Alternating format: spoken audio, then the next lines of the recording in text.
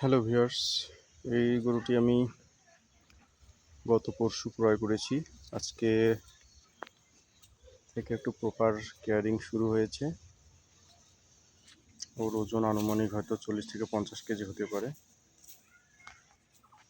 ওর জন্য আজকে আমি কৃমিনাশক একটি ট্যাবলেট নিয়েছি, আর সাথে একটা জিঙ্ক এবং লিভার টনিক।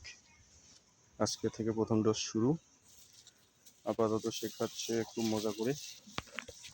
খড় কেটে দেওয়া আছে এবং সাথে ভুট্টার পাতা।